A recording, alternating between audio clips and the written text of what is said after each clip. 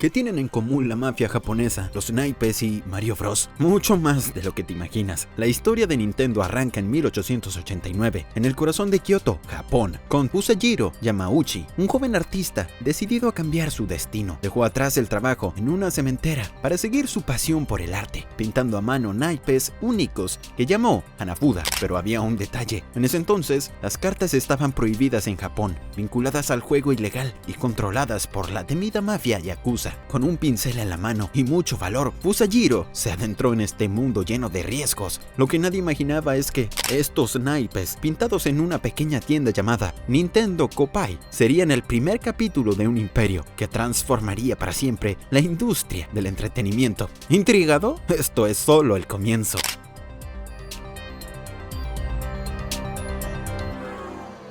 El nombre Nintendo puede traducirse como dejar la suerte al cielo, una frase que para muchos parecía un guiño astuto al mundo del juego y las apuestas. ¿Coincidencia? Tal vez no, considerando que los primeros clientes de Nintendo Kopai no eran exactamente lo que llamarías jugadores inocentes. Fusajiro apostó por cartas decoradas con arte floral en lugar de números, burlando las prohibiciones del gobierno japonés sobre naipes tradicionales. Crearlas era todo un arte, desde la morera convertida en papel hasta los brillantes diseños estampados con pigmentos naturales. Pero el giro inesperado llegó cuando la yakuza descubrió su potencial para las apuestas. Cada partida clandestina requería barajas nuevas y la calidad de Nintendo los conquistó. La demanda explotó y Fusajiro tuvo que contratar ayuda para mantener el ritmo. De a poco comenzó a expandirse en Japón, gracias a una sociedad con Japan Tobacco and Salt Company, y en 1907, al relajarse la prohibición de los naipes, la empresa se convirtió en líder de la producción de cartas de estilo occidental. Cuando Fusajiro Yamauchi se retiró en 1929, su yerno, Sekirio, asumió el control, pero al no tener un hijo varón, la responsabilidad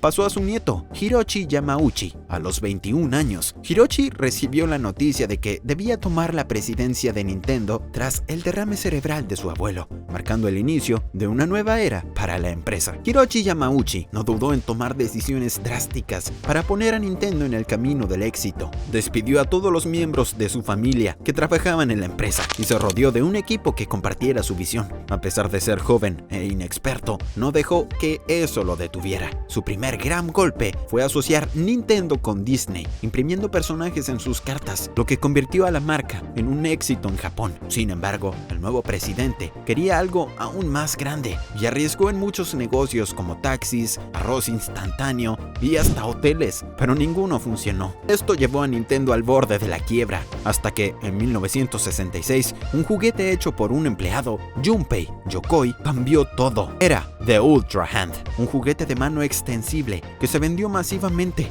y salvó a la empresa de la ruina. En 1980, Nintendo dio un salto revolucionario con la Game & Watch, diseñada por Junpei Yokoi. Esta consola portátil no solo marcó un antes y un después para la compañía, sino también inició el camino hacia el Nintendo que conocemos hoy. Pero el camino al éxito no fue fácil. Cuando intentaron entrar al mercado de las arcades con Radar Scope, enfrentaron un fracaso monumental en Estados Unidos. La salvación llegó gracias a Shigeru Miyamoto, un creativo sin experiencia en juegos, quien reimaginó el concepto con personajes icónicos, un simio gigante, una princesa y un carpintero que más tarde se convertiría en el legendario Mario. Así nació Donkey Kong, el juego que no solo rescató a la empresa, sino que lanzó su era dorada en el mundo gamer. Donkey Kong fue un fenómeno masivo, llenando arcades y vaciando bolsillos con monedas. En tan solo 2 años, recaudó $280 millones.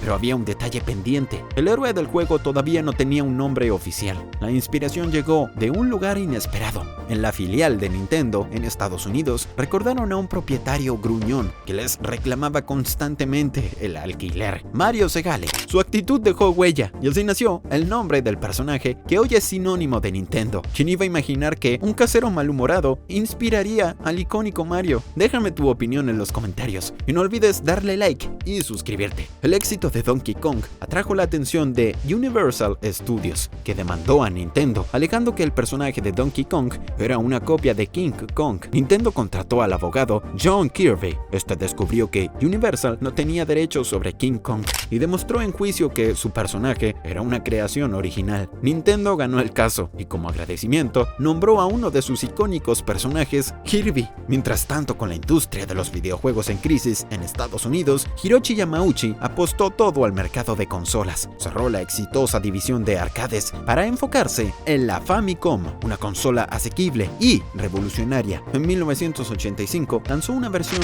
estadounidense, la Nintendo Entertainment System, o por sus siglas NES. El primer paso fue crear un gran juego, algo que muchas consolas anteriores no habían logrado. Hiroshi confió nuevamente en Shigeru Miyamoto para desarrollar este título, quien decidió resucitar a Mario, el querido personaje de Donkey Kong, para su nuevo juego Super Mario. Lo que hizo diferente a Super Mario de otros juegos era la jugabilidad, más amplia y compleja, con 32 niveles llenos de secretos, cajas invisibles y áreas ocultas, lo que lo hacía increíblemente rejugable. Además, Hiroshi sabía que el control de la consola tenía que ser cómodo y duradero. Junpei Yokoi diseñó el revolucionario D-Pad, un control direccional en forma de cruz que se convirtió en un estándar para los videojuegos. En cuanto al sonido, se unieron a un talentoso creador de música electrónica para que cada nivel tuviera su propio tema, con efectos sonoros pegajosos y memorables. En 1985, con un Super Mario Bros. Innovador y una NES de diseño impecable, Nintendo estaba lista para conquistar el mercado estadounidense. Y lo hicieron. Como era conocido solo por sus juegos de arcade, los minoristas desconfiaban de vender consolas nuevamente. Los representantes de la empresa fueron tienda por tienda para convencerlos, ofreciendo incluso recomprar las consolas que no se vendieran. Apostaron fuerte con la NES, vendiéndola a bajo precio y ganando con los juegos, como Gillette con sus cuchillas. En su primer año logró 3 millones de ventas, duplicándolas al siguiente. Alcanzó más de 60 millones de unidades, revitalizando la industria de los videojuegos y consolidándose como líder. Shigeru Miyamoto continuó innovando con The Legend of Zelda, una saga inspirada en su amor por la exploración, que vendió más de 150 millones de copias. Mientras tanto, el Game Boy, diseñado por Junpei Yokoi, revolucionó el juego portátil con Tetris, que conquistó a jugadores, llegando incluso al espacio con un astronauta ruso. Sus ventas duplicaron las de la NES. También se aventuraron al cine con El Mago, una película protagonizada por Mario, que se convirtió en un clásico de culto y generó ganancias millonarias. Irónicamente, la produjo Universal, el estudio que había intentado demandar a Nintendo años antes. Las vueltas de la vida. A finales de los 80, Sega irrumpió con fuerza con su consola Genesis o Mega Drive fuera de Estados Unidos, que superaba en gráficos y sonido a la NES de Nintendo. Apostaron por una estrategia audaz, promocionándose como la opción cool y más rebelde, con juegos como Mortal Kombat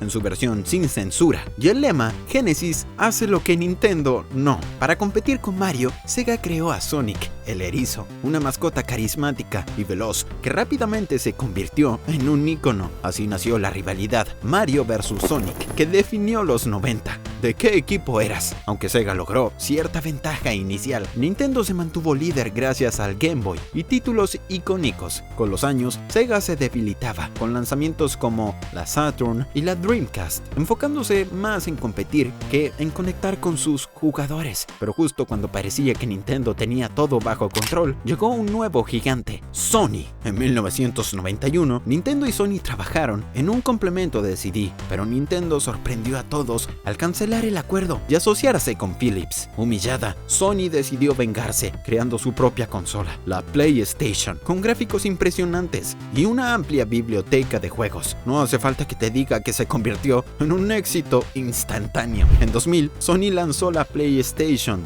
2, siendo la consola más vendida de la historia, con 155 millones de unidades, afectando gravemente a Nintendo, que tuvo dificultades para mantenerse competitiva en esa época. En 2002, Hiroshi Yamauchi, presidente de Nintendo por 53 años, se retiró, marcando el fin de una era. Asume Satoru Iwata, decidido a cambiar de estrategia. En lugar de competir directamente, apostó por un mercado más amplio. Con la ayuda de Shigeru Miyamoto, diseñaron la Wii, una consola accesible e intuitiva, enfocada en la diversión familiar. Juegos como Wii Sports atrajeron a jugadores de todas las edades, y su innovador control por gestos cautivó a un público diverso. Esta estrategia tecnología permitió a Nintendo recuperar terreno en la industria. La Wii, lanzada en 2006, se agotó mes a mes durante 3 años, superando en ventas a Xbox y PlayStation combinadas en su lanzamiento. Vendió 100 millones de unidades y fue la consola más exitosa de Nintendo hasta ese momento. Más tarde, Nintendo replicó este enfoque con la Switch, ofreciendo un juego híbrido que podía usarse tanto en casa como fuera, consolidándose una vez más como una marca icónica de la infancia de muchos. Sin embargo, ha enfrentado críticas significativas. En 2013, comenzó a reclamar derechos de autor sobre videos de creadores que incluían sus juegos en YouTube, apropiándose de sus ingresos. Aunque luego relajó estas políticas, sigue siendo estricto con los derechos de sus contenidos. También ha sido señalada por Greenpeace por condiciones laborales cuestionables